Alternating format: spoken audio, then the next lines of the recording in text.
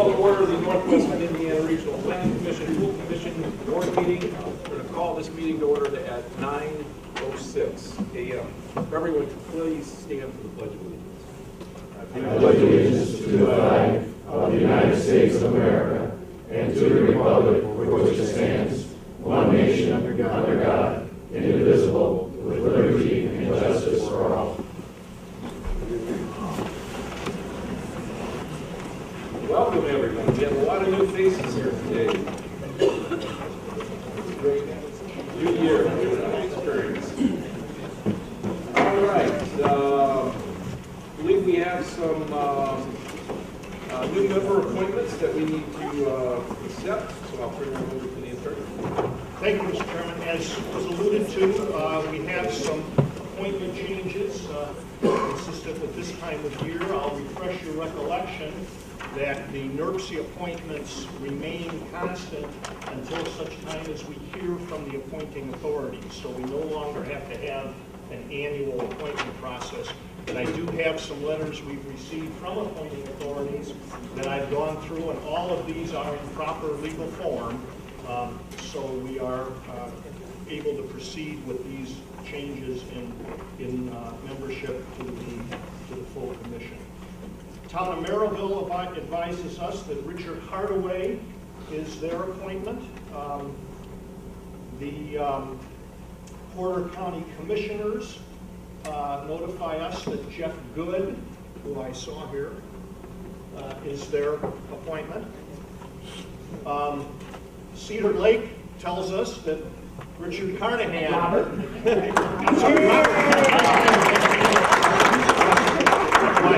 I know Robert Carnahan, who we joked earlier is the only man I know who had perfect attendance when he wasn't on the The Lake County Council informs us that Jamal Washington is their appointment. I saw him here. There he is. Okay.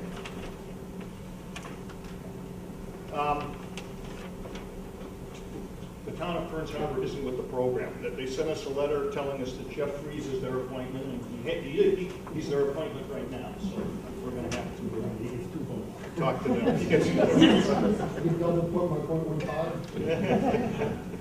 The Union Township trustee in Porter County, George Topel, is here and he's appointed to the township.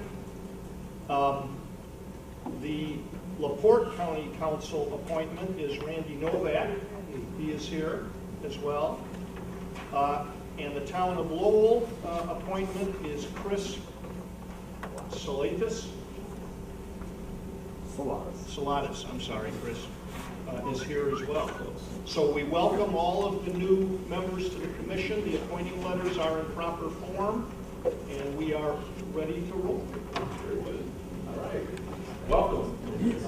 With the many new faces here today, why don't we quickly go around the room to identify ourselves. The new members, if you want to make a quick commercial as to anything you want to say coming onto the board, you're more than welcome to do that as long as it doesn't get long. This board is very conscious of time. We know when people drive long distances, so we want to be very careful. With that said, why don't we go around the room quickly? I'm Brian Senator from the city of Hobart. I'm Ty Warner, I'm Executive Director here at NERC. Claire Milo, Mayor of LaPorte. Kip Dunn, Chesterton Town Council. Todd Schmidt, Charlotte Town Council. Don Ensign, Cleveland Town Council. Rich Murphy, City of Michigan City. Bob Schaefer, Long Beach Town Council. Michael Griffin, Clerk Treasurer for the Town of Highland. Diane Hill, Clerk Treasurer for the Town of Waukesha. Jamal Washington, Lake County Council. Tom McDermott, Mayor Hammond. Rick Powers, District Deputy Commissioner. Jim Snyder, Mayor Portage. Rick Markey, I'm with Federal Highway Administration. Richard Hardaway, Maryville Town Council. Bill Emerson, Lake County Surveyor. Jeff Decker, Dyer Town Council. Randy Novak, LaPorte County Council. Lori Reno, Clerk Treasurer, Town of New Chicago. George Topol, Porter County Union Township Trustee. Dave Grassley, Frog Mayor. Jeff Fries, Town of Kearns Harbor. Bob Carnahan, Cedar Lake Town Council. Tom Clauser from the Town of Ogden Dames Council. Joe Simonetto, Munster Town Council. Roger Miller, Potawatomi Park Town Council. Jeff Benson, Beverly Shores Town Council. John Costas, Mayor of Valparaiso. Chris Salonis, full town council.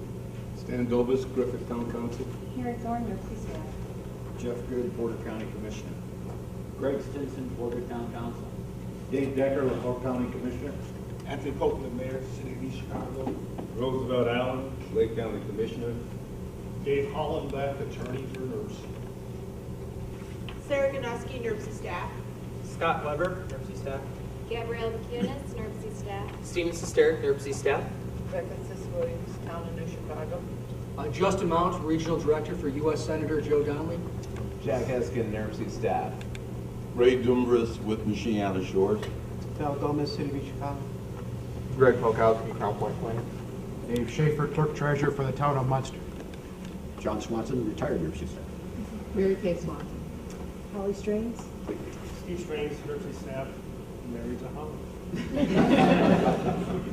Gary Evers, NERC staff. Deb Backus, South Shore Twin Cities and Legacy Environmental Services. Debbie Luther, NERC staff. Rebecca Coleman, Regional Director for U.S. Senator. Julie Silver, PS Engineering. Blake Whelan, Federal Highway Administration. Karen Vogel, Federal Highway Administration. Keith Benton, the Times.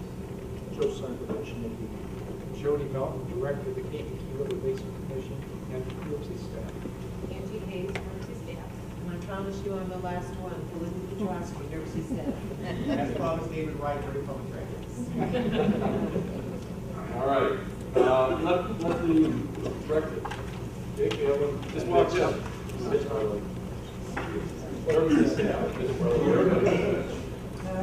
All right, let the record reflect that we have a quorum for a full commission activities. Do I have a motion to approve the minutes of the December 11th executive board meeting? So moved. I have a motion and a second. There's no discussion, all in favor? Aye. Any opposed? Motion carries. Okay, let's move now to the Norman E. Tupper Award. We'll turn this over to Ty. Very good. I'm thrilled to be able to present the Norman E. Tupper Award today. The committee was comprised of the people on either side of me right here. The three of us selected someone who I think will not only do pretty much everybody in the room know. For those of you back up just a bit, the new people that are on the commission, the Norman E. Tupper Award is named after the very first executive director of NERC. It's given for those that have shown not only a commitment to NERC, but the entire region. And so it was meant to be a prestigious award, and those folks that have received it up to this point have been extremely well deserving of that honor. Today, John Swanson is the recipient of the Norman E. Tupper Award for this year.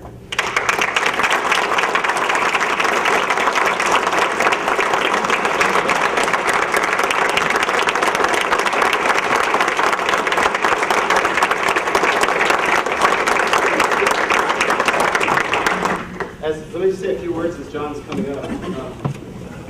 When I was planning director for Will County, Illinois, that's where I first met John Swanson when he was with the Northeastern Illinois Planning Commission, NIPSI at the time, before it later became CMAC.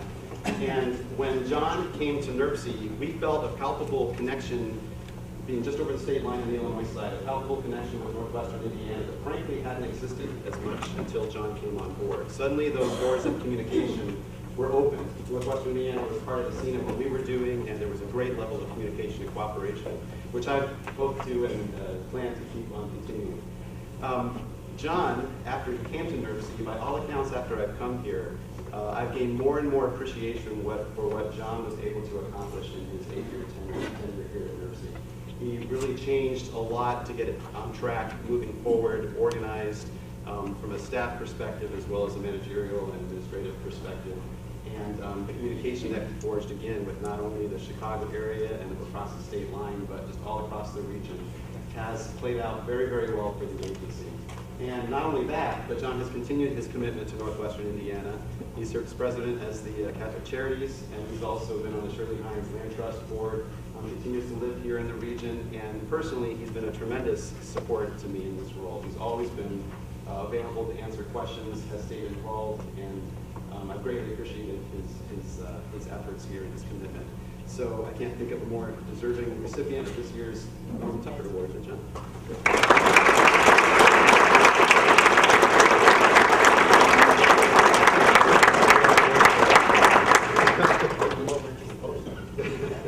Get you Ready?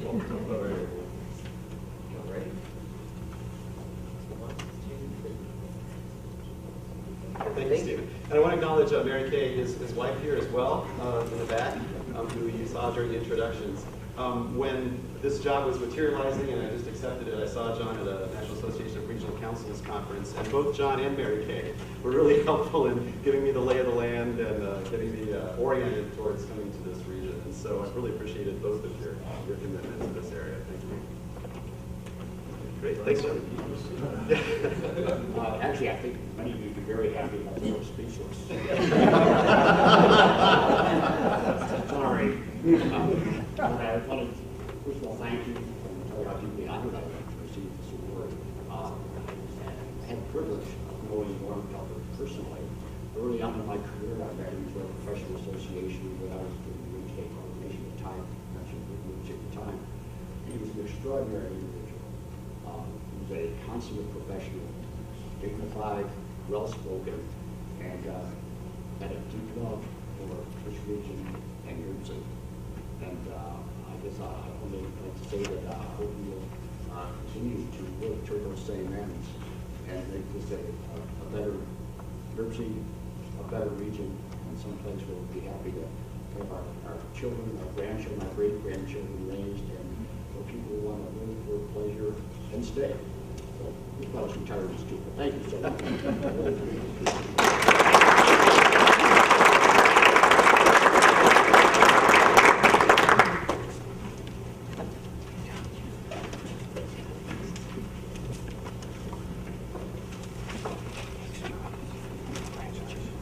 Okay, moving on. As you know, at the last meeting, we had mentioned about the establishment of the nominating committee for appointments for this year. I have to say that the group, which was Ty, myself, Jeff Benson, Tom McDermott, and Dan Milo, worked through this for quite a while, talking and communicating back and forth.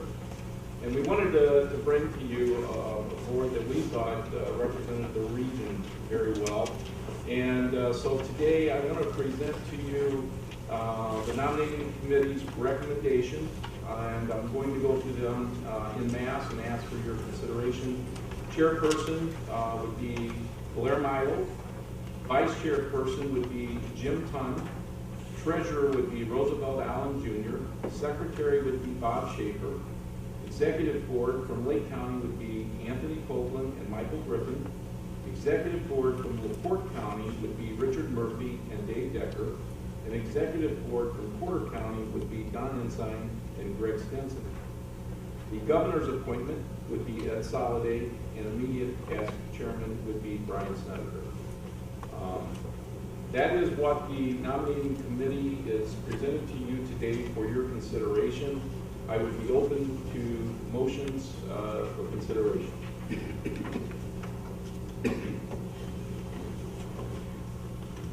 I would be open to motion to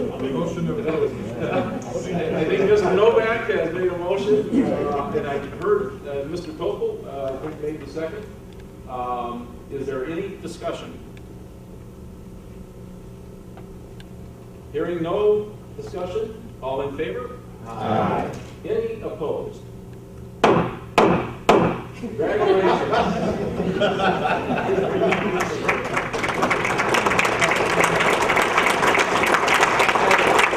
I have to tell you, this has truly been an honor to have an opportunity to serve as chair this past year. I can't think truly of a better group of people to work with. When you think about the enormous area that we cover when we come together, and the amount of projects that we have oversight of, I can't think of a more important position to be dedicated to from your area communities. And again, I know a lot of times I've complimented Tom McDermott on his faithfulness. This is so important to be at these meetings because of the importance of what we discuss and what we have to approve for the region. And so it's been a true honor serving in this position. I couldn't think of a better person to turn this over to than Mayor Blair Milo. She's done a fantastic job as vice. Many times her and I would coordinate together, we would talk between meetings, working with Ty, and it's truly been a team effort. So Blair, congratulations, and I'll be there whenever you need me.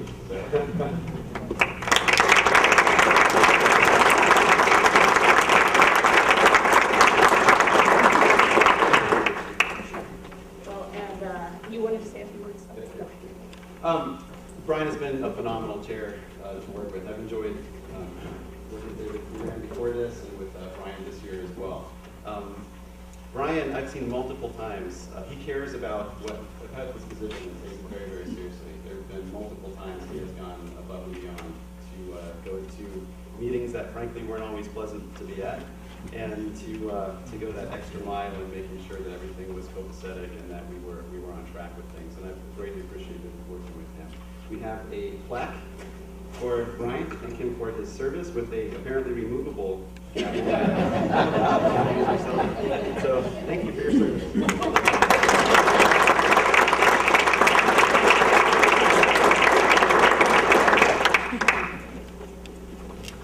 And just as Ty mentioned, that it's been great to work with Mayor Snedeker, that there are big shoes to fill in this position, and I've learned a tremendous amount from Mayor Snedeker, from Mayor Duran, from Mayor McDermott, and from Councilmember Benson before that, and I've really appreciated the opportunity to learn from my colleagues on this board, which just as Mayor Snedeker mentioned, that the impact that this group has for our region is tremendous, and it's a great opportunity for us to all work together to make Northwest Indiana a better place for our families, our kids, and for retirees, for all the folks that call Northwest Indiana home.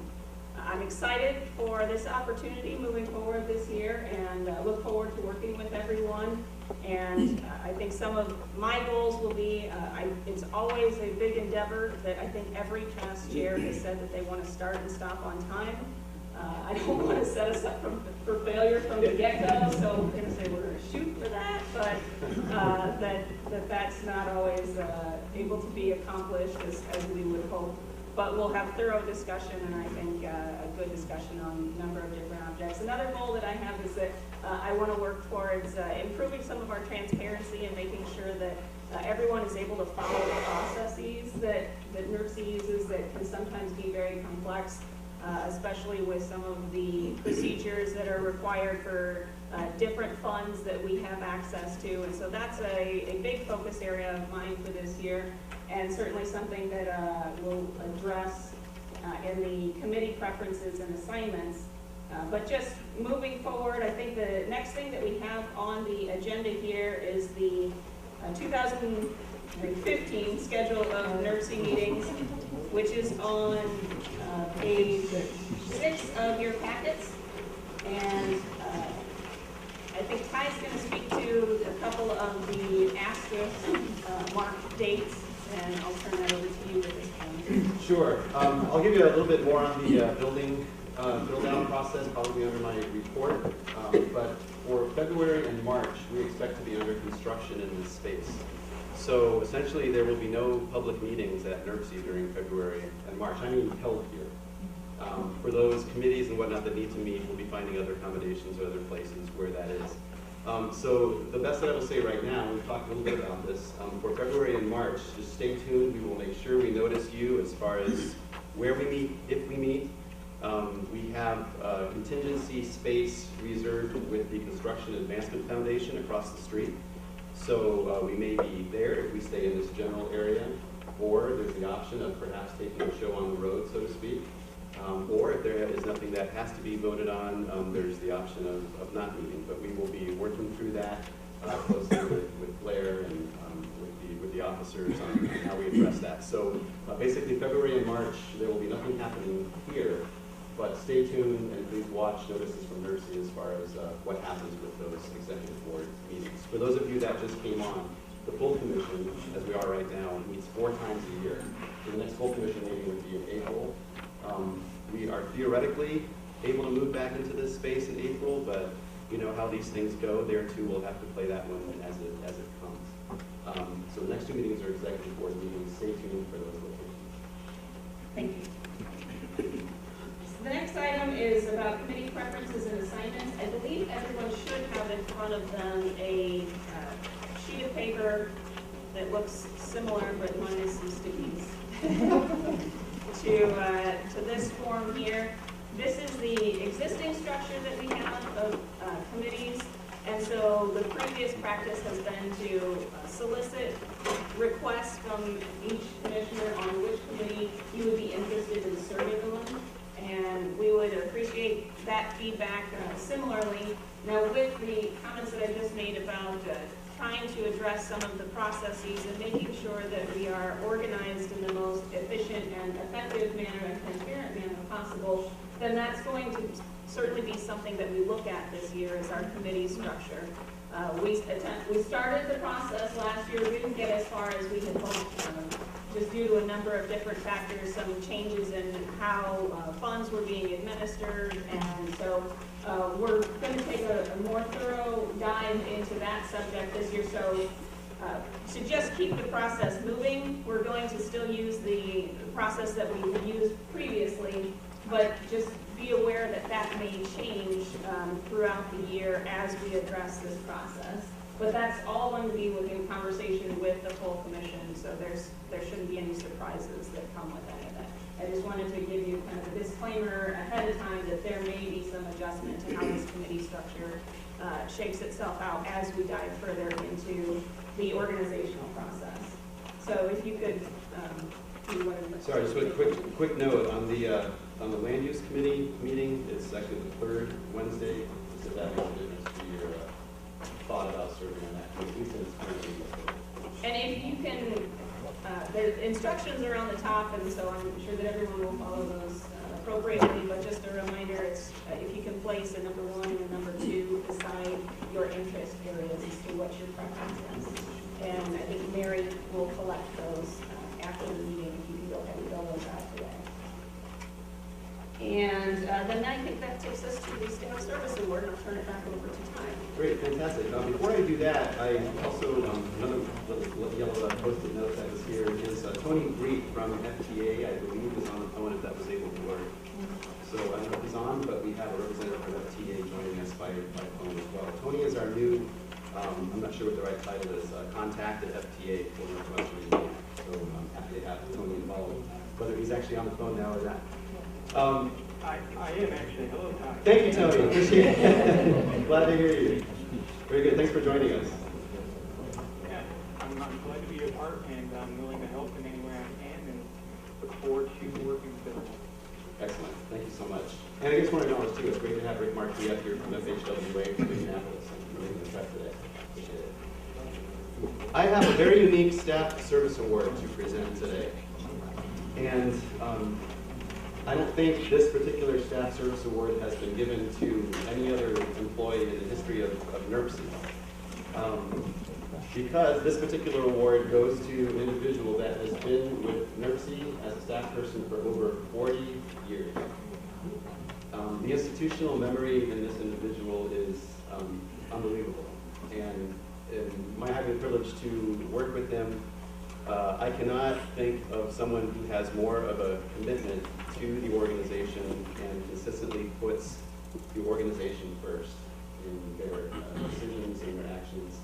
And I've appreciated his help and support since coming on board. And that award goes to Steve Strains.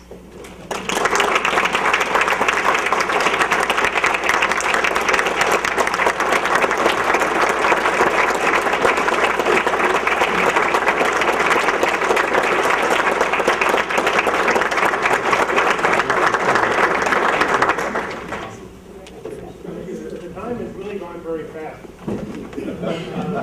John Swanson had a tremendous impact in the 8 years he was with us at NERC. I just been here a long time. I've worked with some tremendous staff. Think of back in your cities, towns, and counties, your best and brightest staff, people who are really dedicated to their jobs and dedicated to their town or county or city. those are the kinds of people I've worked with on the staff at NERC. And elected officials like yourself, it's been a real joy. The person in this room that has two difficult jobs is my wife Holly. She teaches first grade in Hammond, and she's also my wife. So please recognize Holly.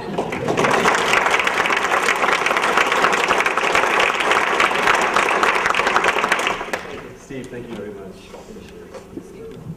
Oh. Yeah, hold your certificate over there. All right, ready? 1, 2.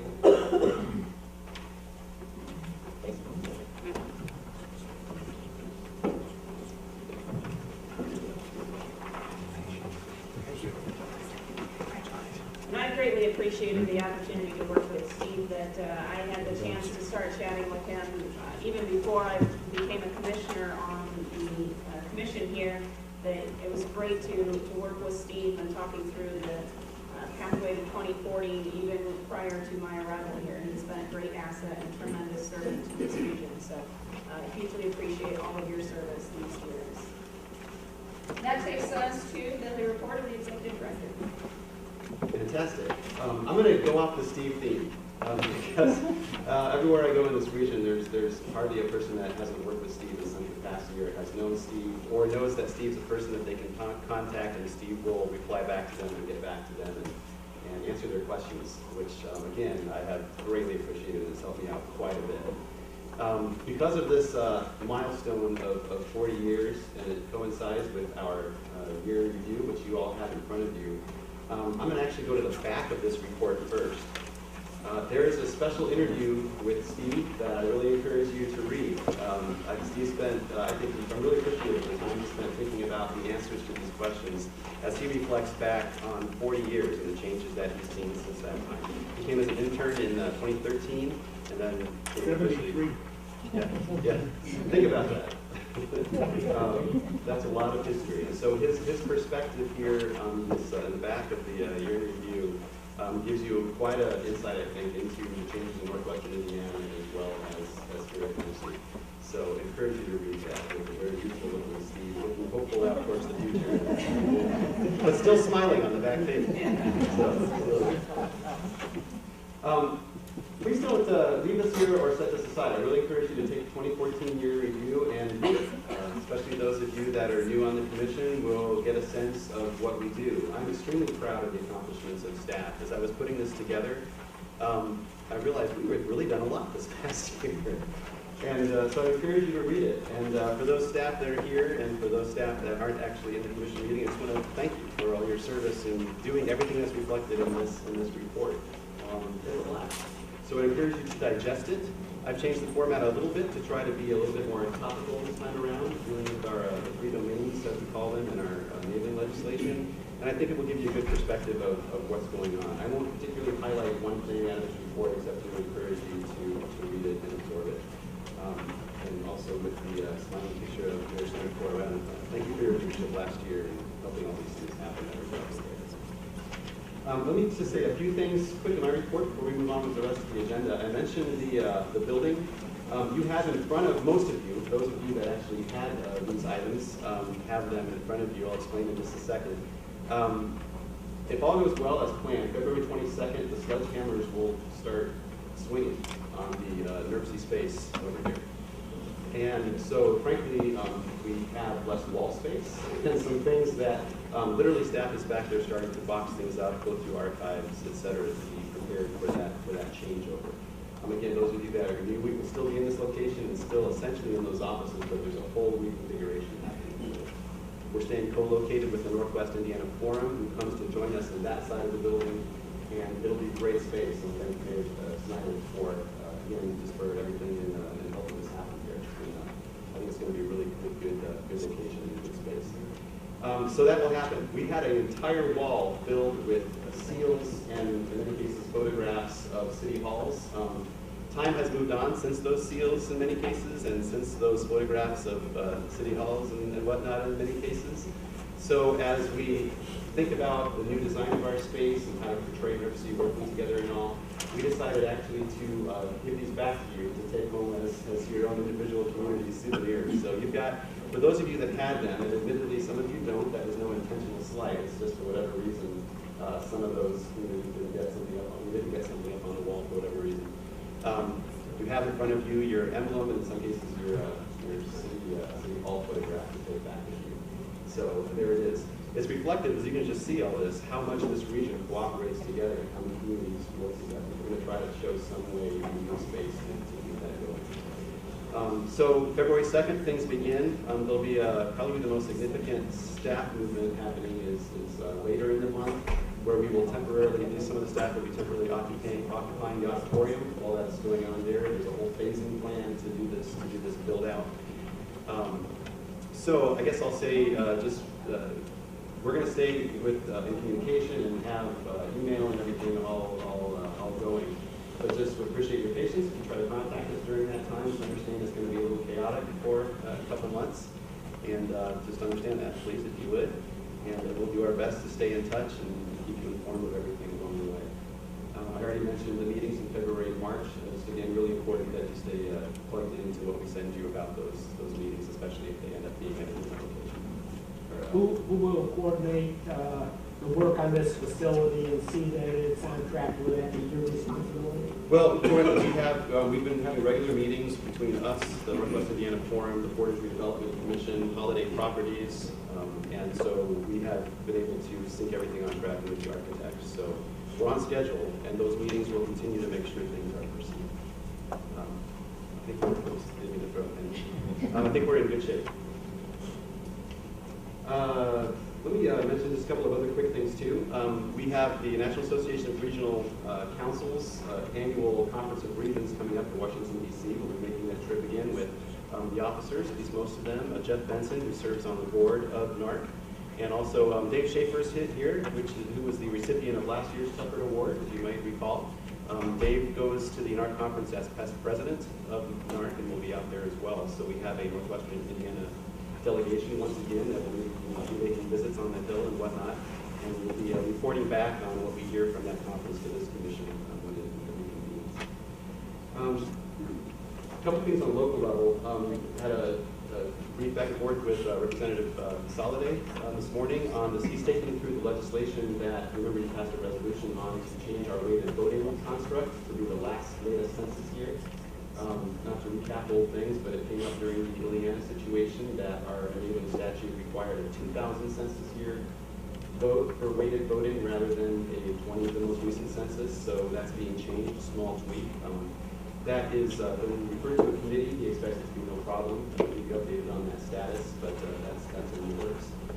Representative Soliday has also signed on as a co-sponsor of House Bill 1215. I'll be talking to our legislative committee chair, Tom Kermit, about this, perhaps. But there is a proposal out there to increase the public mass transit fund amount. And so, as you know, and as we had the discussion at the last meeting here, the funding for public transit is something that is near and dear to all of us to try to increase the funding for that. So that's in the works as well, which we'll be tracking.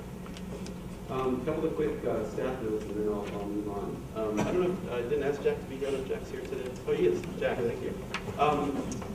Have some kind of good news, bad news here. Bad news first. Jack Eskin will be leaving us from NERC staff. So since this is his last time as a NERC staff person, as a commission member, I want to thank him for all of his work, particularly with freight, with livable centers. Jack has one of those problems where he handles everything so well, he gets too much work. And takes it on willingly, never complains, but he's been a great asset to NERC. Jack has accepted a position as Deputy Director of Redevelopment for the City of Gary. And so that's why I say it's a good news, bad news, or bad news, good news thing. I'm very sad to leave Jack here on staff, but I'm thrilled that Jack is bringing his expertise and skills to the City of Gary to be able to dive into all the great work that's happening in the City of Gary. So I'm very, very happy about that. And if you would just give me join me in just a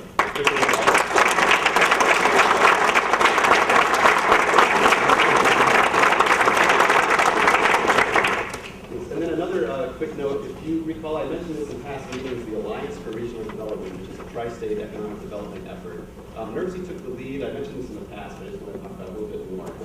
Took the lead in developing a GIS tool that combines data from 3 states So we, if you will, leveled the land use data across 3 states and made a GIS tool that can be used by the private sector to ascertain land use makeup for marketing purposes very easily across state lines. This is not just between Indiana and Illinois, but also to Wisconsin. Hugely successful. Was, I think it's fair to say, probably the highlight of the summit where this was presented at the Federal Reserve of Chicago at the end of December. So not only did it forge new pathways in working with our counterparts at CMAP in Chicago and SewerPAC in southeastern Wisconsin, but also with Purdue, with their Center for Visualization and Simulation, and also the Center for Regional,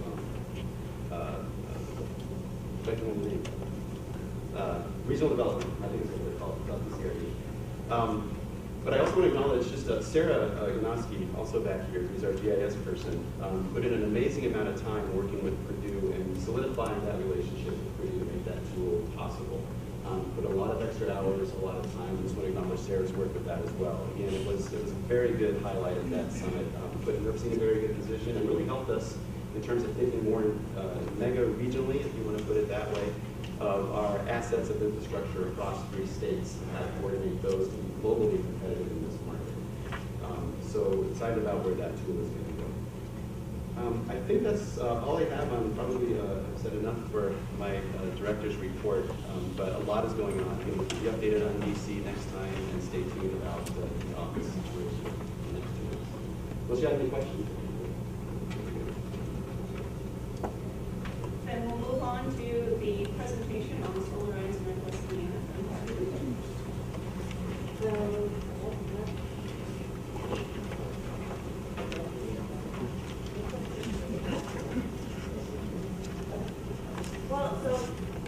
It's just cold like everyone else.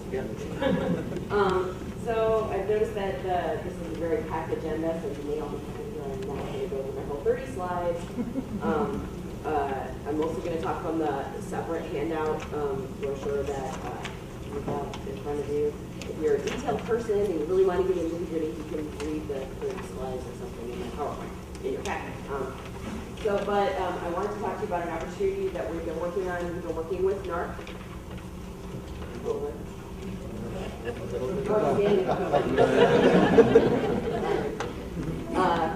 We've been working with the National Association of Regional Councils and 9 other regional commissions on a solar ready project to really look at basically just learning about solar and our ability to implement it in Northwest Indiana.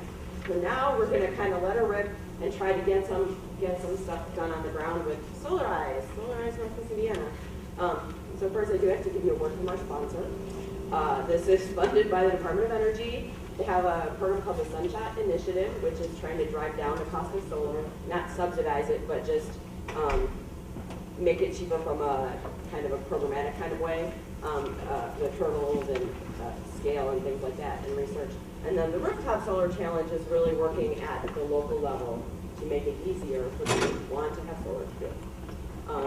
And Solar Ready 2 is our partnership with NARC and the 9 other regional commissions. So there's all the mandatory advertising for it as part of it.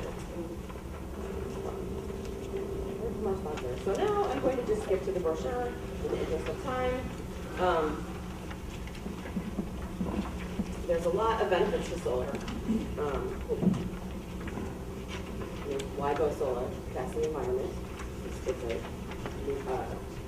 no emission electricity. You can eliminate or drastically reduce your electric bills.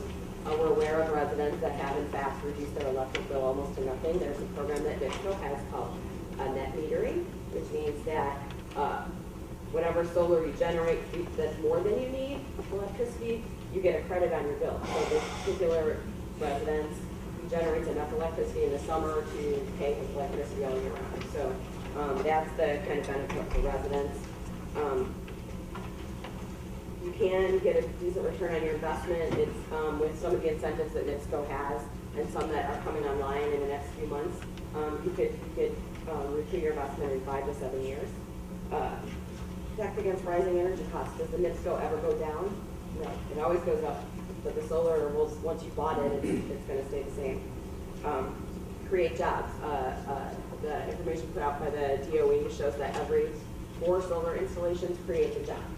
And we have right across the way here, Fronius USA, churning out solar inverters. So there's hundreds of jobs there directly impacted by solar. Increased property values. There's been some analysis and some surveys that homes with solar sell faster and have maybe a 17% price advantage. Now that's something in California, so I don't know. But there's advantages too. Boost U.S. energy independence, build your community brand. It's a real way to go green. Demonstrate commitment to sustainability and stay competitive. I've heard anecdotes of businesses that have not chosen to locate in communities when it was too hard or too tricky or it was not possible to do the green things they wanted to do for their corporate sustainability initiatives. So that's why we're doing this project. So what is this Solarize that I'm talking about? It's a community-based program to reduce the cost of solar through group purchasing. NERC has right now solicited proposals from solar installers. The more solar we can get installed, the cheaper it will be for everyone who participates. We will provide technical support to communities who participate in how to get this done, what's the best way to approve them. And we'll provide marketing support for customers to answer all their questions. We're doing all the hard work of evaluating the installers, who's qualified, who knows what they're doing. And we'll be doing the marketing and outreach. And all of that drives the cost down for the installer to provide the service.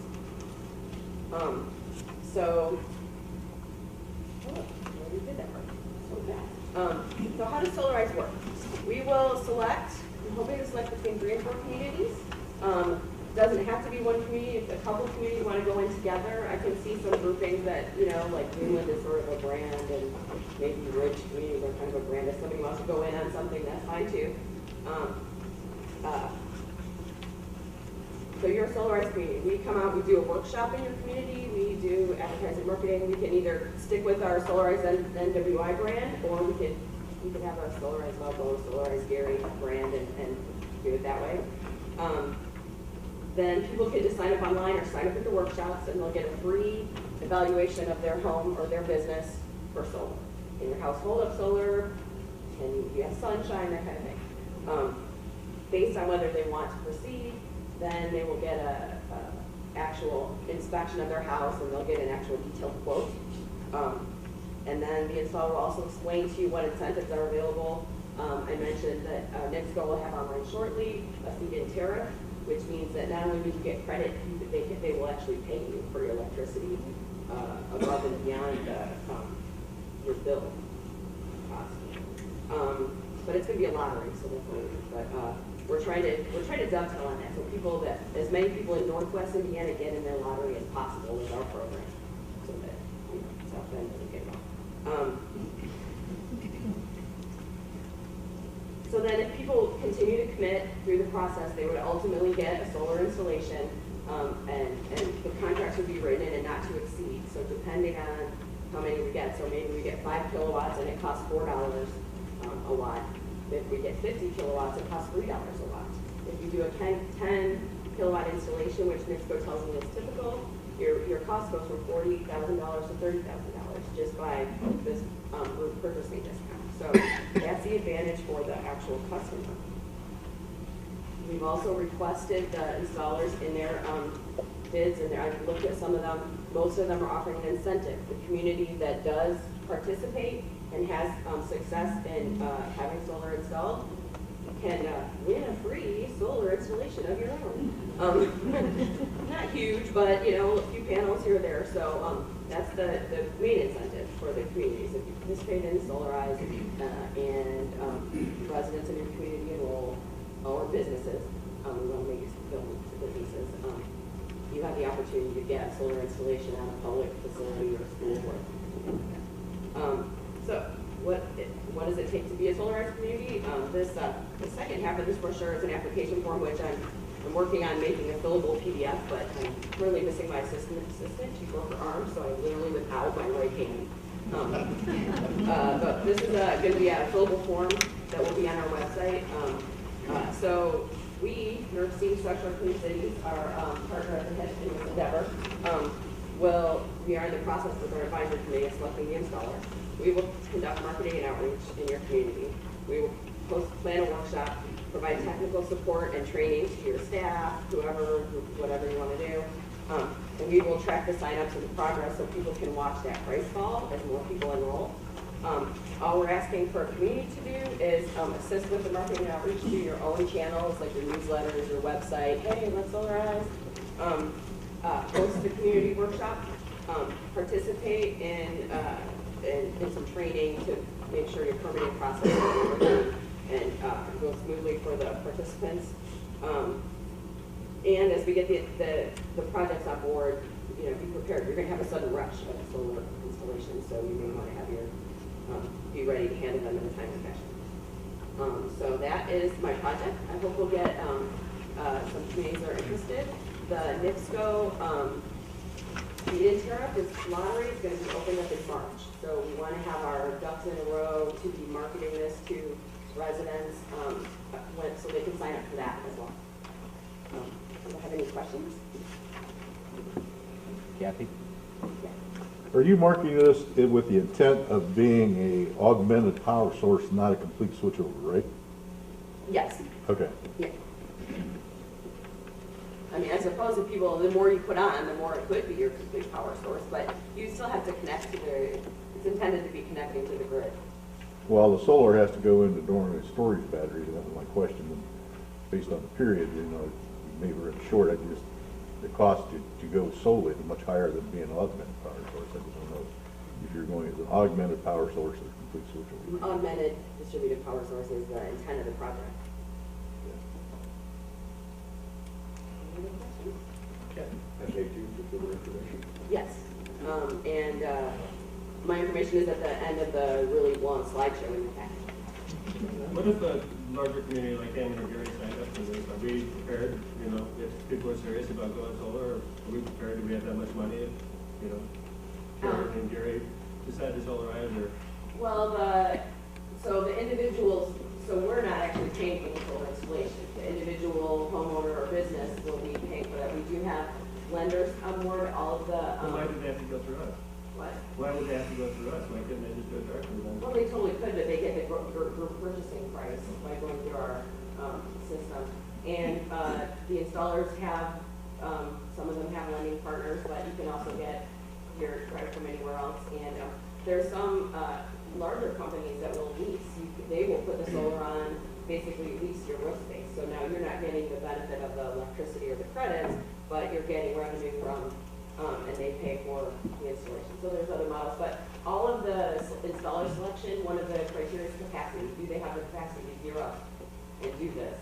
Because peer pressure is a big piece of it too. The more we do all at one time, everybody will go, oh, I want to do it. Oh, my friends are doing it. So I've looked into this before, and I know that I was quoted about $25,000, and I have a good roof that I think would. But I mean, if I went through NERC and the group purchasing, how much would I save on that? Do you have any idea? I mean, so that will end up, on the installer we choose, but I would expect that. So the installer gives you the discount? Yeah, it could be anywhere from, so some of them are $1 a lot, so 20,000, so maybe 5,000 to 10,000. Okay. And there's also the option, now this would not get the base price, that's the base price. If you're in a historic neighborhood and you want to get fancy tiles that look like shingles or something, that might be additional cost, and that would impact your contract. I noticed about a month ago, I received in the mail about some company they want to lease 1.25 acres from either a private person or a government entity, and it's all it is a lease. They would lease your property to put 1.25 acres of solar panels and sell them.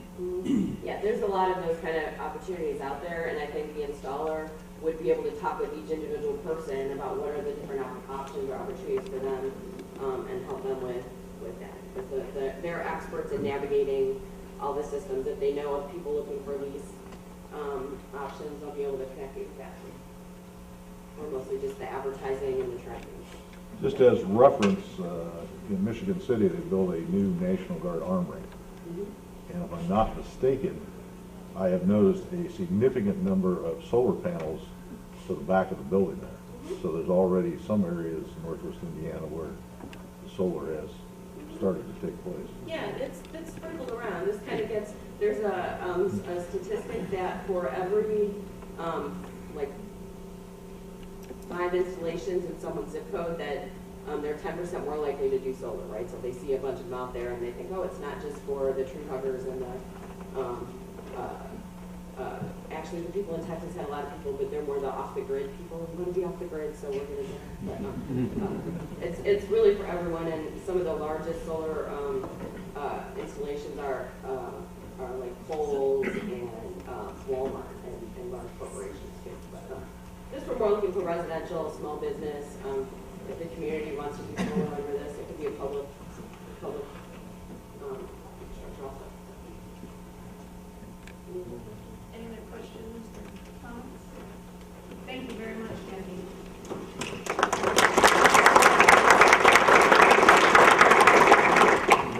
That takes us to a report from the Finance and Personnel Committee, and I'll turn to Mr. Dunn. Well, thank you very much, Madam Chairman. The Finance and Personnel Committee met this morning. As you may not know, some of you new folks may not know, we meet prior to the commission meeting. So bright and early, we're here and covering a number of topics. And if you want to really find out what the organization is like and how it works, get on the Finance and Personnel Committee. I will tell you this, the last year I spent as treasurer of this organization, as Jeff Benson told me, it's the quickest crash course on how to find out how NERC works, is to serve on that committee or maybe be chair at some point, because all of the issues come through that committee. And I want to take a minute to thank Angie Hayes, who does the chief financial work here at NERC, for all her help during the year that she was for me, and her patience in explaining things and time going over things, and she's just a gem. So she deserves credit, and her staff deserves credit for great responsibility and effectiveness. They're very, very good. We have reviewed our financial status this morning. We're 85% for the year of 2014 on the budget. Laid out some equipment disposal procedures which are relevant to the build out, and got that going. There will be bids awarded on the 22nd of this month, so we're looking forward to keeping that project online, and finance personnel gets involved with that at times. Accounting software, we've purchased new accounting software called AccuFund, and the update is that it is had the bugs worked out of it, and we're ready to put that online and put it in place and go live in April with the new AccuFund. I think everything else is fairly self-explanatory. I want to thank the Commission for giving me the privilege of serving as treasurer this year. I look forward to helping out wherever I can on the Commission. So that concludes my report. Thank you. Thank you very much. And next, we'll have the EMPC report from Jeff Benson. There's draft minutes in your package on page 19 and 20. After that, we had another meeting on January 8th at the National Park Ranger Training Station, and it was about ecosystem services, and I guess that was after that, and a report from the EPA on their findings so far with the pines. You'll probably see those minutes in the next meeting, but that's it. That's all for us. Thank you. That takes us into the Transportation Policy Committee, and I'll turn to Vice Chairman Stan Dobes. Thank you, Ms. Chairman. The Transportation Policy Committee met on January 13th. The public participation plan was adopted December 11th. Copies were provided to you today. The committee heard a presentation from NERC staff on their updates of both the 2010 Head and Pedal Plan and 2007 Greenway and Blueway Plan. A detailed presentation will be made before the commission members during the February meeting.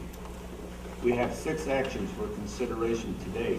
The first action is adoption of Resolution 15-06, which is on pages 21 and 24.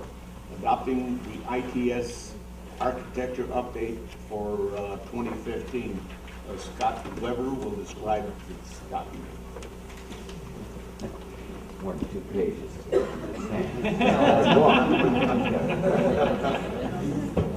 We want the executive summary, not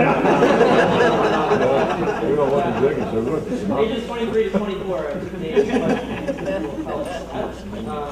So your attention is drawn to pages 21 to 22, Resolution 1506, a resolution of the Northwestern Indiana Regional Planning Commission to adopt the Northwestern Indiana Regional Intelligent Transportation Systems Architecture 2015 update.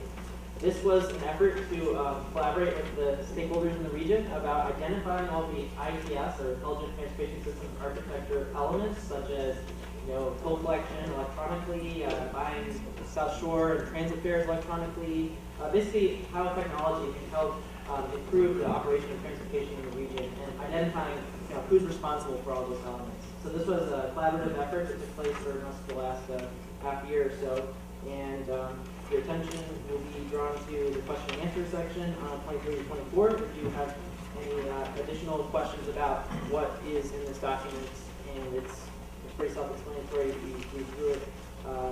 So with that said, I would entertain a recommendation for adoption. Mr. Chairman, the Policy Committee recommends adoption of Resolution 15-06. So moved. Second. We have a motion and a second. Is there any discussion? Madam Chair, I just have a few questions about it. I generally favor this. I think it's a great idea. What I wasn't clear about is this just about taking stock of what we have, managing it in terms of an inventory, or will this allow for us to expand on the potential for this for future federal aid projects, for example? Well, this is not just meant to be an inventory. There's a section here about how we'll use this architecture, and one of those ways is to in the solicitation process for projects and the long-range plan. We'll have a very clear checklist to identify all the applicants for federal aid money about how if their project qualifies as having intelligent transportation systems in their project, and then if it does, we will work with them. So that's the reason I ask that is I want to share with my colleagues. Oregon now just adopted the first state in the United States to do this. They're using user charge technique for mileage as opposed to the traditional funding of highways through a gasoline tax. They're basically reckoning what all of us know as we've pushed for greater fuel efficiency, and then we have an increased emphasis on non-traditional fuels for automobiles. The system that we use to finance roads will be less lucrative. It will have less yield. And there's a couple of ways. You do a mileage tax where everybody would file annually, but they're going to try the electronic devices. And so I was intrigued by the possibility that this infrastructure essentially could be built out at some point to allow that avenue if the state would allow us to go that way. That's where the underlying gist of the questions came. Thank you. Thank you.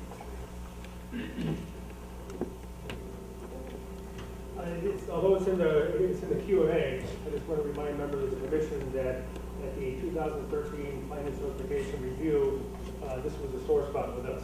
We received a corrective action.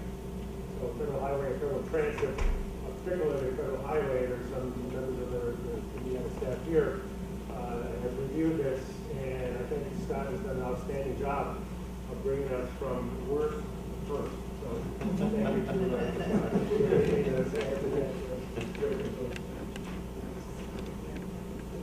Are there any more discussion points on this?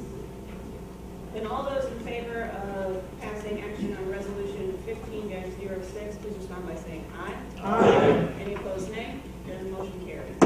Thank you, Madam Chairman. The second action is the adoption of Resolution 15-01 on pages 25 and 27.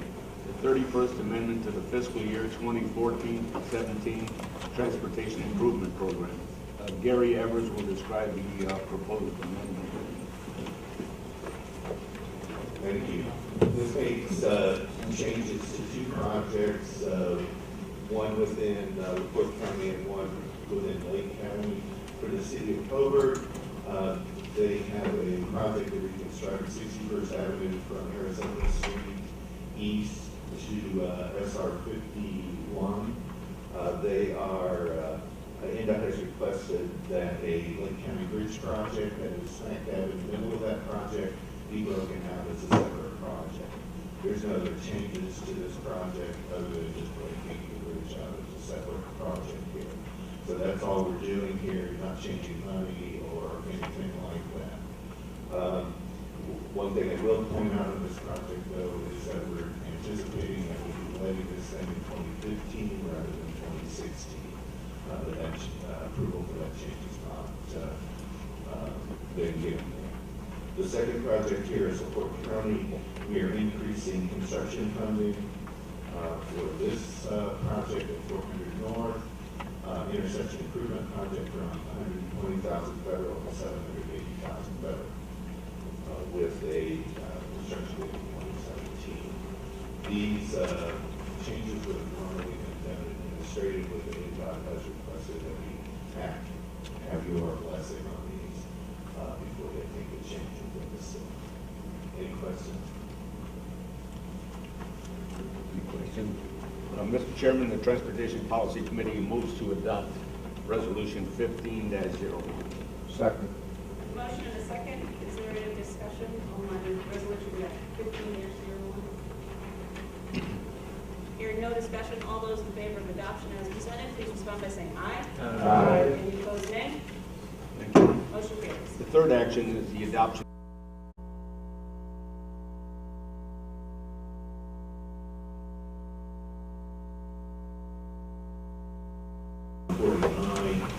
Just north of the toll road in Porter County. The second one is in LaPorte County on US 6, just east of Westville. They are correcting a line side on a curve there. They are, again, these are cheating projects, and we ask for your approval of these changes. Any questions? Mr. Chairman, I move to adopt Resolution 15-02. Second. A motion and a second on resolution 15-02. Are there any discussions on this? Hearing none, all those in favor of adoption as presented, please respond by saying aye. Aye. Any opposed, nay? Motion carries. Thank you. Moving on, the fourth action is the adoption of Resolution 15-05 on pages 31 through 33, amending the FY 2015-2016 Unified Planning Work Program for the City of Hobart. Belinda Petrosky will describe this proposed amendment. Thank you, Mr. Chairman. And the next series of actions all relate to two proposed feasibility studies for the cities of Hobart and Portage. The first two actions relate to adding these planning studies to our Unified Planning Program. FTA rules of bank require actions in a certain sequence, and they also require separate actions on each adoption, so we don't miss that. At this point, I'd like to ask the Mayor of Hobart, Mayor Snedeker, if he'd like to address his project. Well, as you know, transportation is becoming an issue, I think, in all of our communities as there's continued growth. Certainly, some of our sectors, our state road 130 sector, our Route 30 sector, the retail corridor, and also the Mississippi Street corridor that we share with Maryville. So these are all issues that we understand that these are issues that are continuing to grow, and if there's a need, certainly, Valparaiso's transportation plan they have with their dash and their in-city transportation. These are all things that I see as communities we need to look at and potentially see the progress that's being made by some of our communities. So I commend Mayor Casas and John, but I think these are all issues that as communities we're going to have to be prepared to meet because there is a demand on transportation. Thank you, Mayor. Mr. Chairman. Yes, the commission Moves to, for recommendation for adoption of resolution 15-05. Second. A motion and a second for action on resolution 15-05. Are there any discussion points on this resolution? I have one. The electronic version had some different figures in it, but the package today has increased figures in it, because it was like 80,000, and then at the bottom here of page 31, it says 120,000. Yeah, we had the correct figures. We had them one way one place and one way the other, because of programming rules with the comment period. We went with, if it's an error in the tip, we're consistent with the tip. That's important. Doesn't mean the project will ultimately be 150 total. It can be less. It just couldn't be more. So we left it with the larger item. Are there any other questions or discussion points? Hearing none, all those in favor, please respond by saying aye. Aye. Any opposed, nay? The motion carries. Thank you, Madam Chairman. I understand I said Mr. Chairman, and I apologize for that. I knew what you meant.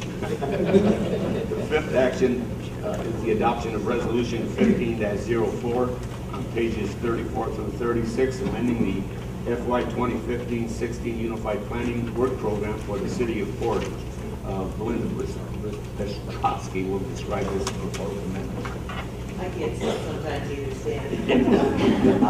Again, it's a planning project to determine feasibility for adding some public transit in the city of Portage. And Mayor Snyder, do you have any comments you'd like to make on it? I want to echo Mayor said something else. And just, you know, I think Valparaiso for a small community does a good job with transportation. And I think that one of the things that me and Mayor Snedeker talked about is doing this together in a coordinated fashion as we're neighbors, and trying to get other local communities around us involved so that we can do it. We can probably share costs and do things better. So that's why we're doing it together in the way that we're doing it. I applaud him in his efforts, and I'm happy to join him. Any other questions? Mr. Chairman, the committee recommends adoption of resolution 15-04. Second. I have a motion and a second on resolution 15-04. Are there any discussion points, questions, comments? Hearing none, all those in favor of adopting the resolution as presented, please respond by saying aye. Aye. Any opposed, nay? Then motion carries. Thank you. The final action is adoption of resolution 15-03 on pages 37 through 39, the 30th amendment to the fiscal year 2014-17 Transportation Improvement Program for the Hobart and Portage Transit Feasibility Studies. Again, Belinda Petrosky will describe this proposed amendment.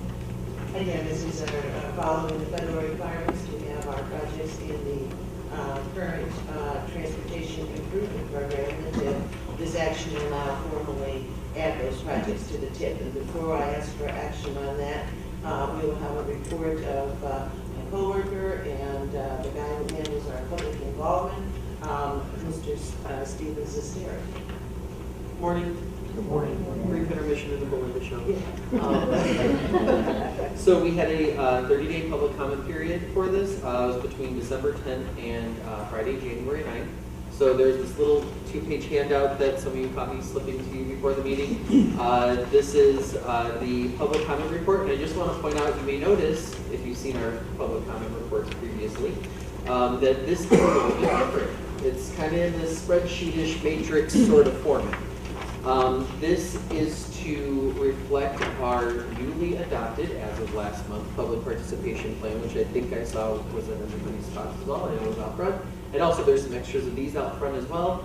And so this is to reflect the information that plan outline should be included in all of our public comment reports. And so it's just sort of, it's in this format to kind of make it easier to see what those comments were, and make, break out that information that is requested in the plan.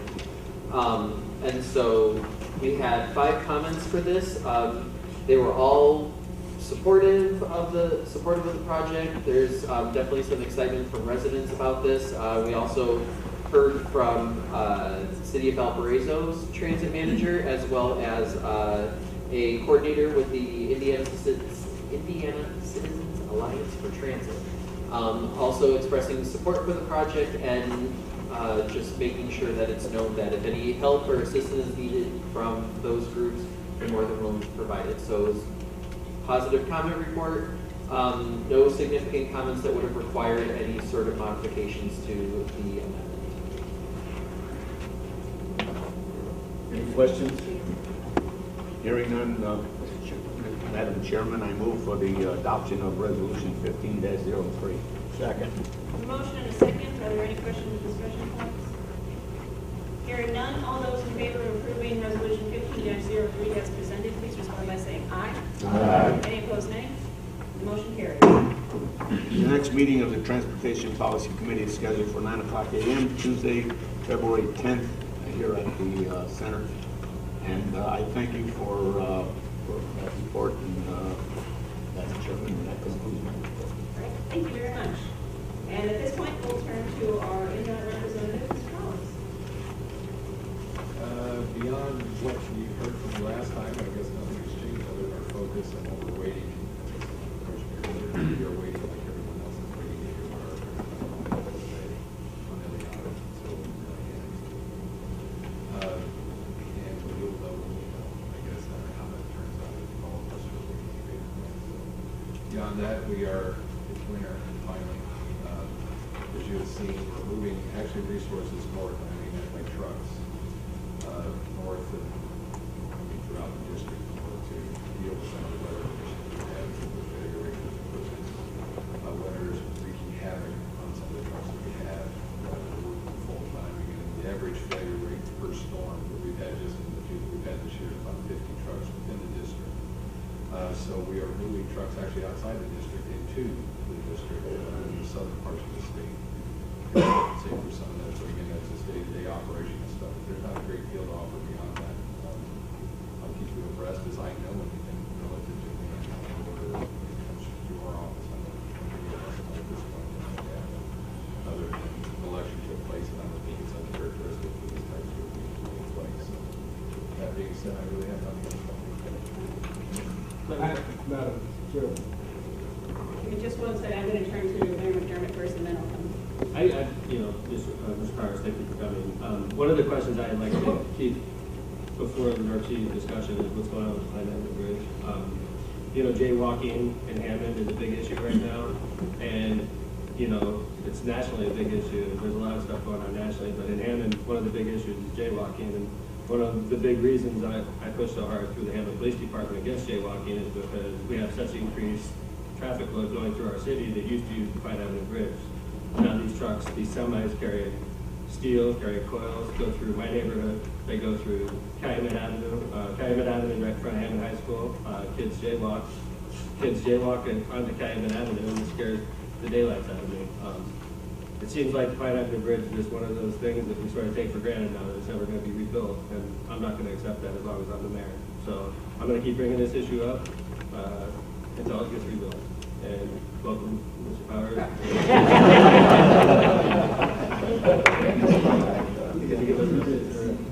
Actually, I don't have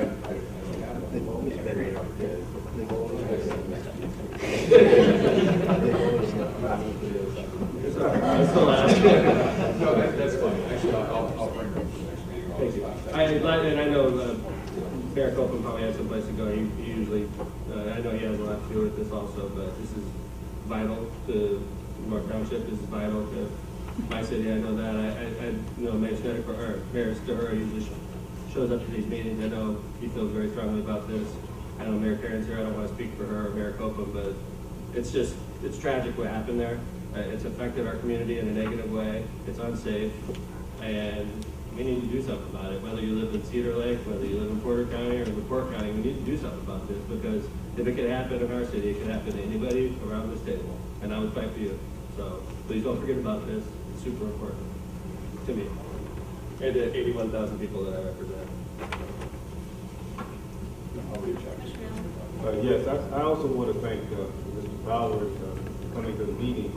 I had a question, a concern.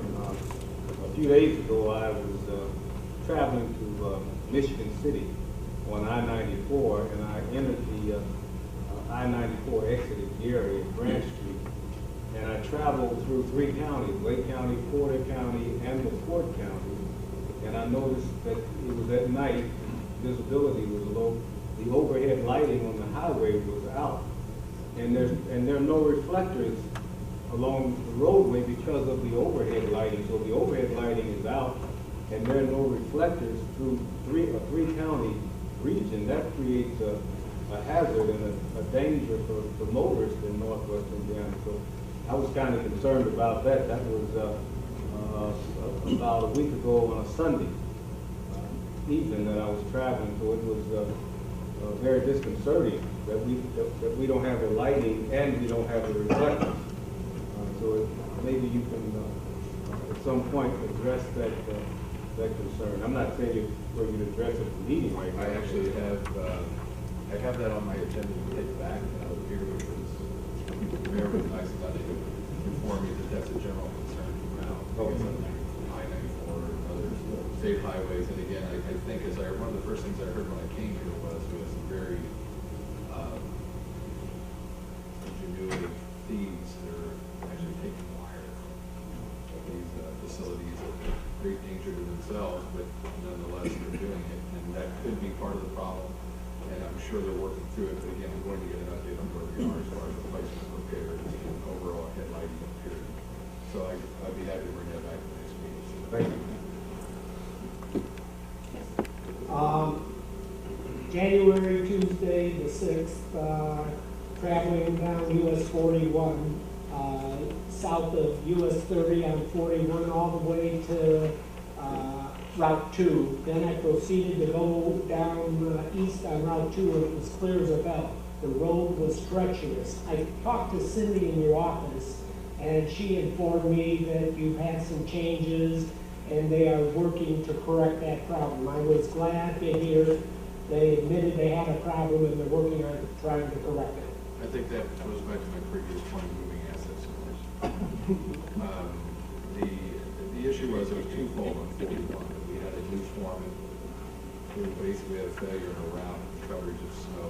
They didn't realize they should probably pull, like something very simple. Again, it's pulling a vehicle from another route that we could cover to cover 41. That being said, that coupled with the failure rate of trucks, that we just flat didn't get there. Again, I think that's what Cindy was saying, is that's not the service level. I expect that the new guy on the block should start moving trucks north, even if you have to bring on locals, which is exactly what we're doing. So we had trucks coming out of Vincennes, the southern part of the state, to the northern part of the state, to just for that very point. Because when trucks fail, they don't plow snow. We can want them to, they don't. They're sitting in the garage waiting to be repaired.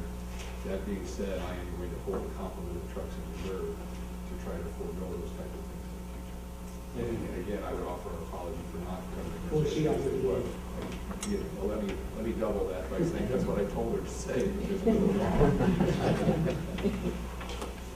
Mr. Powers, sorry. The issue with the lights we brought up quite a long time ago. And if there is a need for help on security or some type of patrolling, let us know. We can, if our departments know what to look for. We all have pretty active departments along 94 that would be more than willing to help patrol or do things that are necessary to make sure that our residents and people traveling through our communities is simply safe. And this has been an issue we've been talking about. Mr. Allen just noticed it. I don't know if you remember, Mr. Allen, about a year ago, I asked the same questions, and it was the same problem. I go to Indianapolis, and all the lights are working. Come up here, and it's huge swaths of lights that are out, and I just don't. I'm kind of one of the mayors that is starting to echo Mr. McDermott. When you go down south, and you go down south to Indianapolis, and you see the artwork and the new roads that are being built going to up 31 and everywhere else, and you see what we're dealing with up here. It's not consistent, and it's not correct, and we need to act here. So if you need help in that regard, let us know. The other thing, if we can help you, I remember Mr. Alderman telling me that when a truck breaks down, there's only a few places that they can be worked on.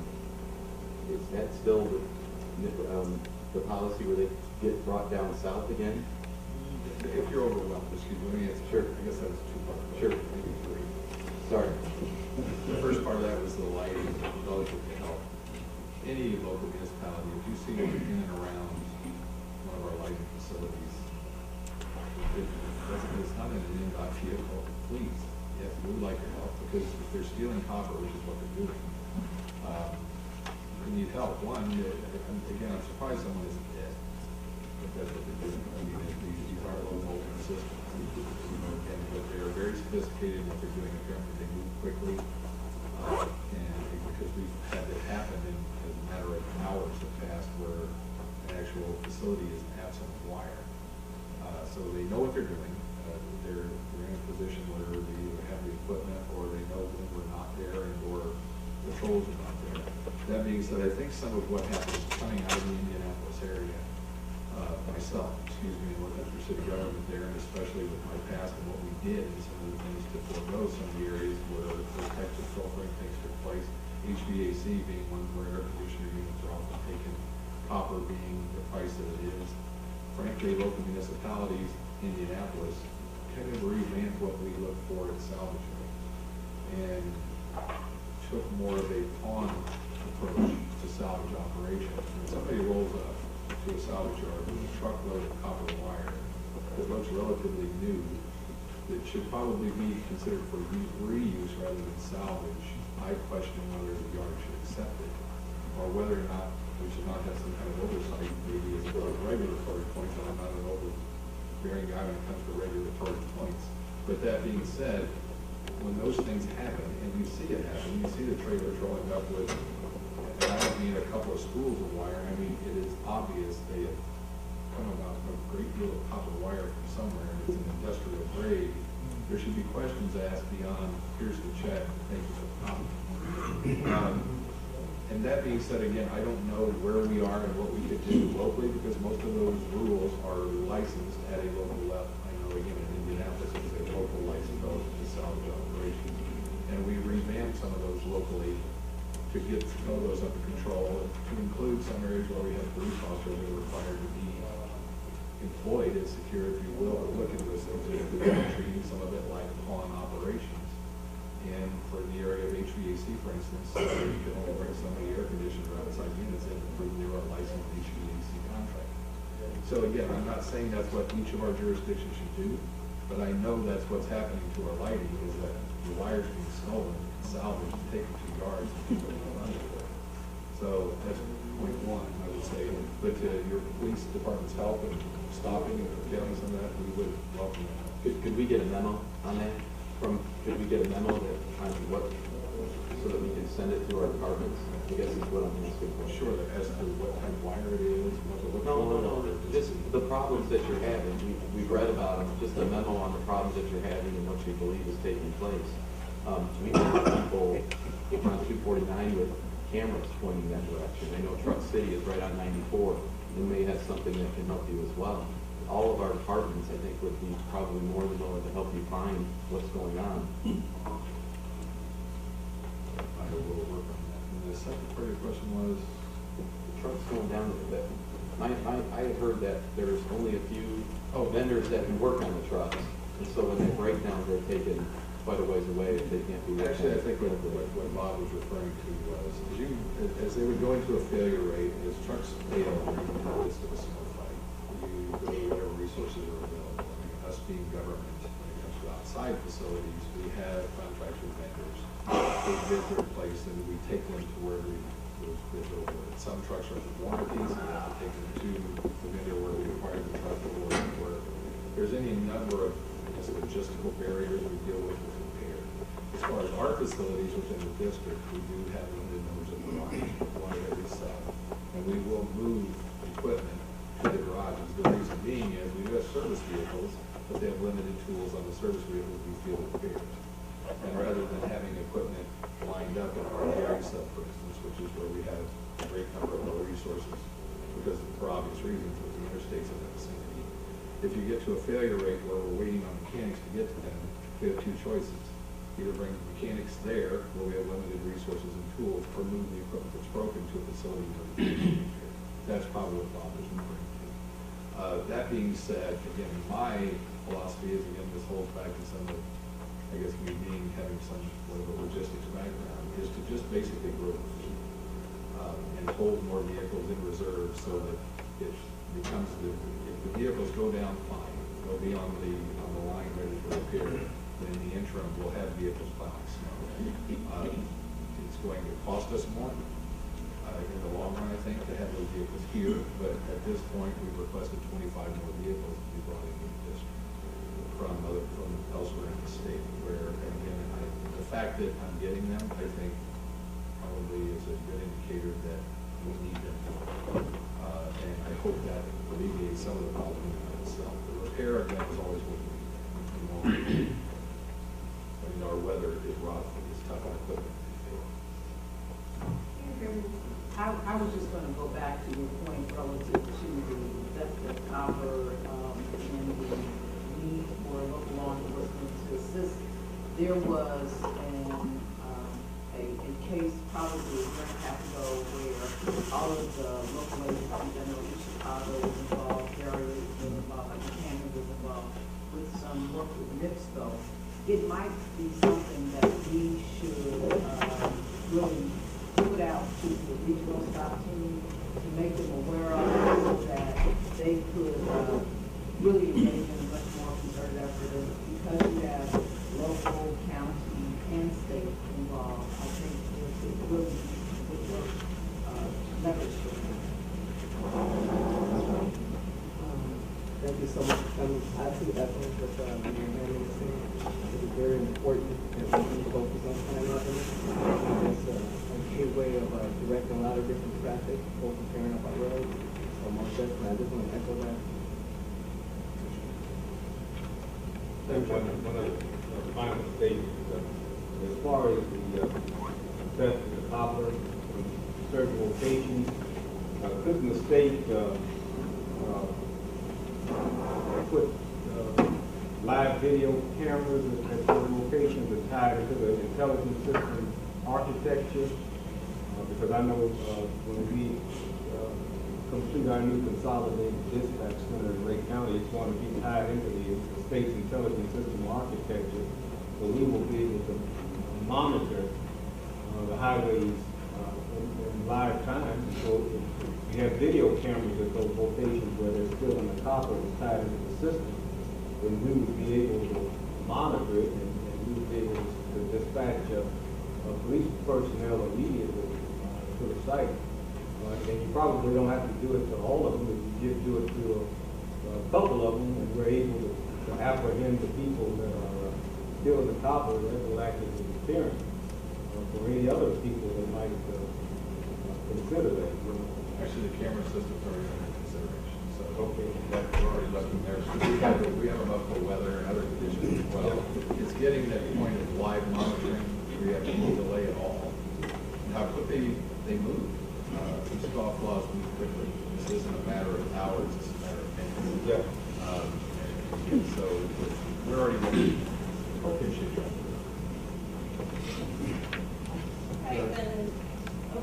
Just one more question. Thanks for coming, Ralph. That's great. Appreciate your time and efforts to get to know us a little better. On the laundry list of things that are on the to do, comedians that are in Southland County, the strips that we have, guard wires, that the caught hot taps and crossing over. There's been several accidents that have been weather. Some of the wires have been repaired. The person in the contract. We are working advantage saving lives by doing several locations. There's a blower right behind you here. What location was that in? Well, there are various locations. I don't have the miles on. 65 in the area. 65 south from Crown Point where the wires begin. Okay. So we go south. There's several locations where the apparatus was put in place to save lives, but they're down now. So if they could be looked at. Madam Chair. Yes. Can I echo what Mayor Urian was talking about? I know we have a lot of new members here. Mayor Dave and I, a few years back, going down to Indy, noticed that when we brought in, this is way before Mr. Powers, and this is not a beat up Mr. Powers thing, but so we crossed the KFD, we were going down to Indianapolis, and we noticed literally, as soon as you cross the Kankakee, cable strip barrier started at that point and went pretty much continuously all the way down to Indianapolis. When we came back, when we got into Lake County and crossed the other way, it was obvious that there was no cable strip barriers. And there was literally a 20, 25 foot median, which if you get into a bad accident in the summertime, maybe you'll skid to a stop.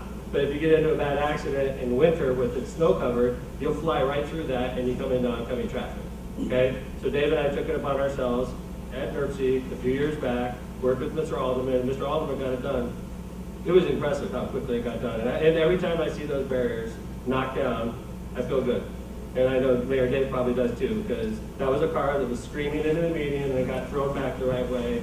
Could have prevented a fatality. Well, December 30th at Hammond on the toll road, which is not under INDOT, it's privately managed. A young lady from Illinois is driving through, texting and driving, which you're not supposed to do, loses control of her vehicle, overcorrects, flies into the median, flies through the median because it was snow covered, and does a head-on collision with the semi. She died. And I drove that area, and I was going to a wrestling tournament, and I drove the entire length of the toll road, and I noticed miles and miles of non-protected medians. And I don't know what it costs to put up a cable strip median, but it can't be that expensive. And it could have been my daughter in the car that day, it could have been anybody's daughter, it could have been anybody from Indy driving to Chicago, it could have been anybody that loses control of their car, hits that median, flies through, and you're taking your chances with your life. I think we should take it upon ourselves at NERC to make this mandatory, that there shouldn't be any unprotected medians in our state. I don't understand. If it's not concrete, if it's not metal, it should be cable at the least, because it could be any one of it. And this is what we do in NERC. And I'm going to announce in a few minutes the next legislative committee, and that's something I'm going to take up, because I think it should be state law. And I think we can make it happen right here. How many people do we have to see die? Like Mary Uran said, how many people do we have to see die before we're going to do something about it? So I'm going to, the next legislative committee meeting is tomorrow. I hope that you can join us tomorrow at 10 o'clock. I was going to talk about it through business, but that's definitely something I'm putting on the radar for the legislative committee.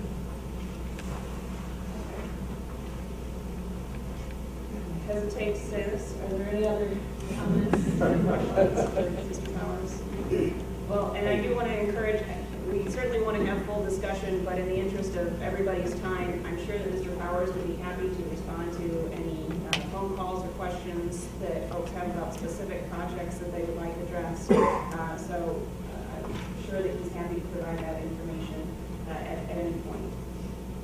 That takes us then to Commissioner Allen and the Northwest Indiana Economic Development District. Yes, Madam Chair, the Northwest Indiana Economic Development District met on December the 11th. And at that time, we received an RFP response from an Indianapolis firm called Ratio. We were advertising for a director for the Northwest Indiana Economic Development District, and we subsequently created a subcommittee to interview the representative from Ratio, and that representative was Matt Ruff, who came in supported, and we interviewed Matt Ruff, and we decided at that interview that we would make some revisions to his response to the proposal, and then at a subsequent meeting with Matt Ruff, we were able to reconcile the differences in our proposal and his response. And then finally, the subcommittee, which had the authorization of the Northwest Indiana Economic Development District to enter into a contractual agreement with Ratio, we were able to do that after we got approval from Patricia Overall from the Economic Development Administration. Definitive contract agreement was sent to Pat Overall, and she evaluated the contract, she approved it, and so we have entered into an agreement with Ratio Company, and the representative is Matt Ruff, and he will be the new director of the Northwest Indiana Economic Development District, and he has three primary functions. The main function is to obtain official district designation from the Economic Development Administration. The second primary function is to continue to maintain and update our SEDS, which is required by the EDA. The SEDS is a comprehensive economic development strategy for the new members.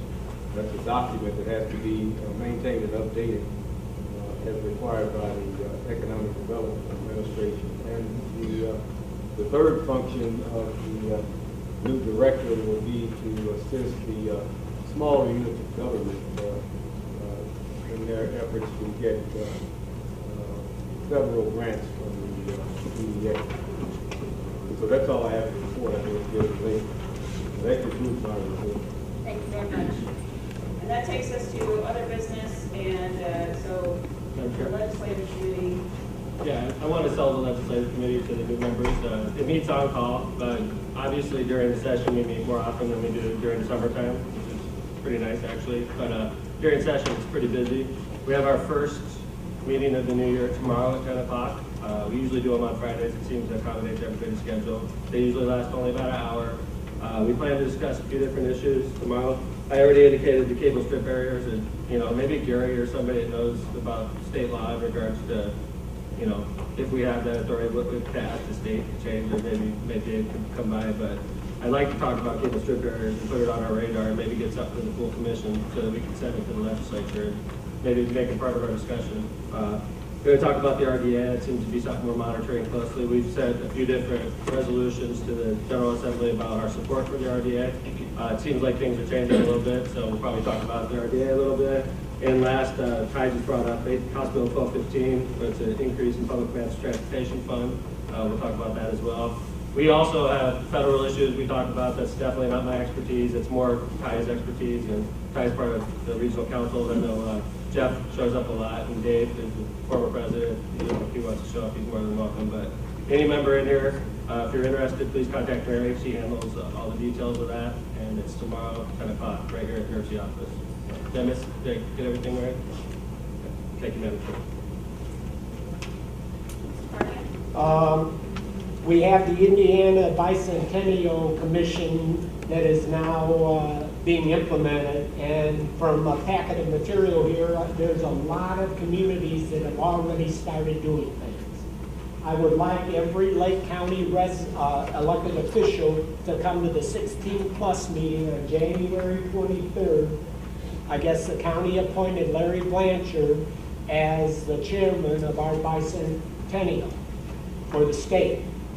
I would like you there because he can't handle that by himself, and he would like input from the 19 municipalities. So I hope everybody marks that on their calendar for January 23rd at the town of Sherrville at 9 a.m. And I'm kind of interested if Porter or LaPorte County has started anything. I think that there's I can speak for LaPorte County, that there's a county-wide group that's been meeting that has representatives from our Convention and Visitors Bureau and representatives from the cities, parks districts, and things like that. And so I know LaPorte has, I think it's Mitch Bishop that's been headed, that he could probably serve as a contact point for an individual you just mentioned for them. Maybe reach out to LaPorte County, but there's a whole committee that's been meeting. I don't know if Porter County has similar meetings. And I guess they're going to take a torch and carry a torch across the entire state of Indiana. But this takes place in 2016, and it's never too early to start planning. Any other business items? Madam Chair, I'd like to say that with Lake County and LaPorte County fellow Commissioner, Mr. Decker, we have entered or formed an agreement to pursue obtaining the toll road lease. We have put in, we have submitted our intentions to try to become a successful bidder on that lease.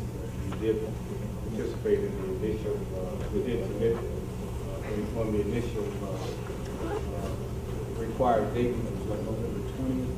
Yes, November 20th. So we are in the running. for trying to be awarded that project. I don't know if all of the members of the commission are aware of that. The Fort County and Lake County are working together on that project.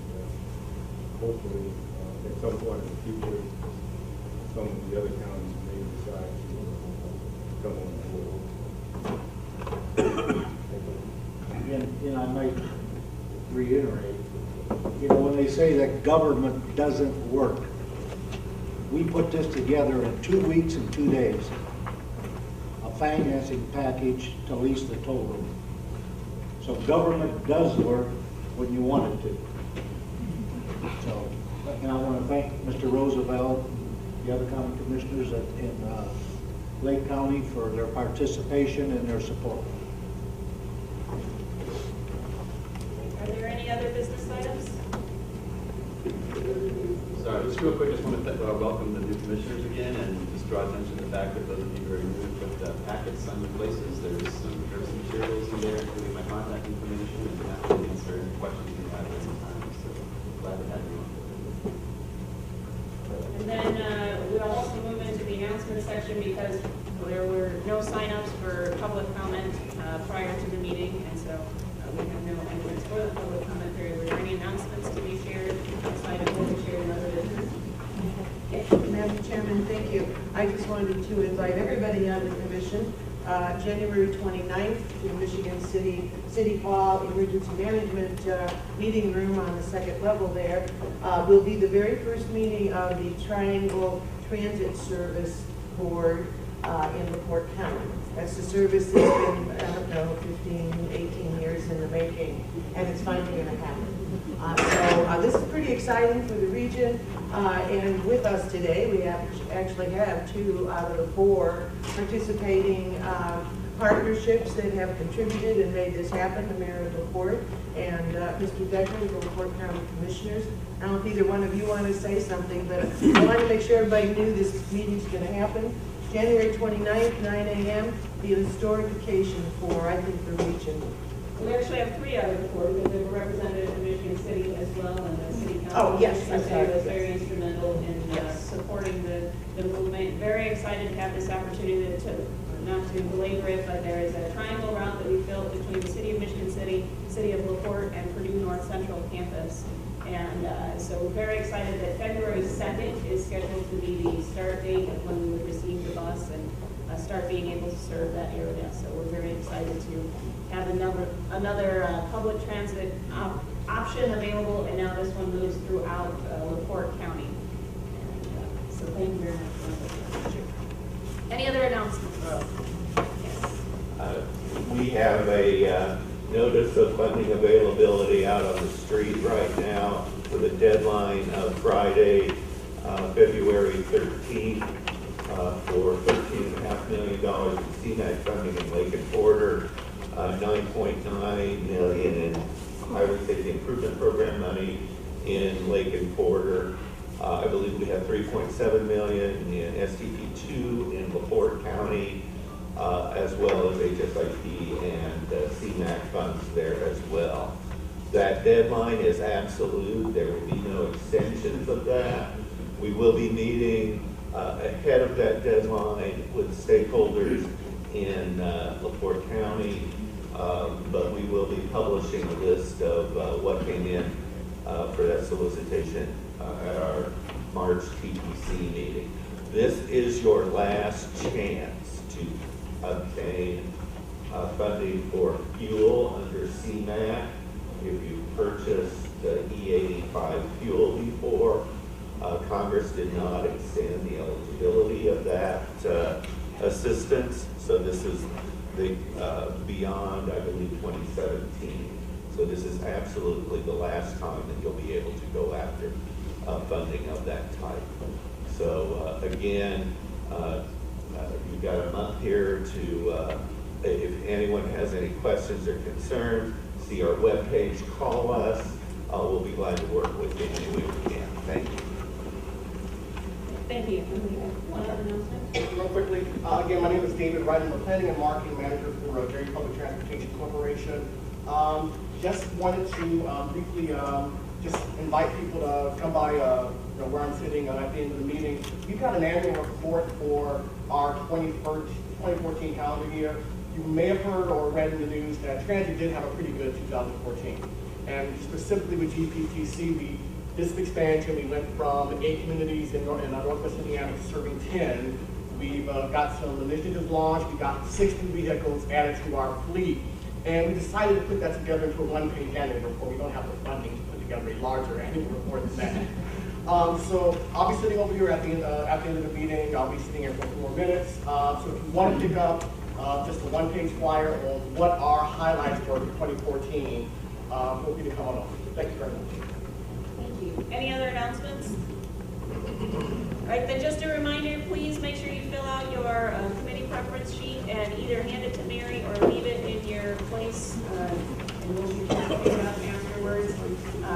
Another just thank you to Mayor Snedeker for a wonderful year of service and all of your outstanding work. Very much appreciated. And to all of our new members on the commission, thank you very much. And Mr. Benson wants to upstage with you. Have at it. Motion to adjourn.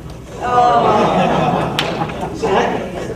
I have a motion. Is there a second? All right. All those in favor, please stop by saying aye. Aye. We are adjourned.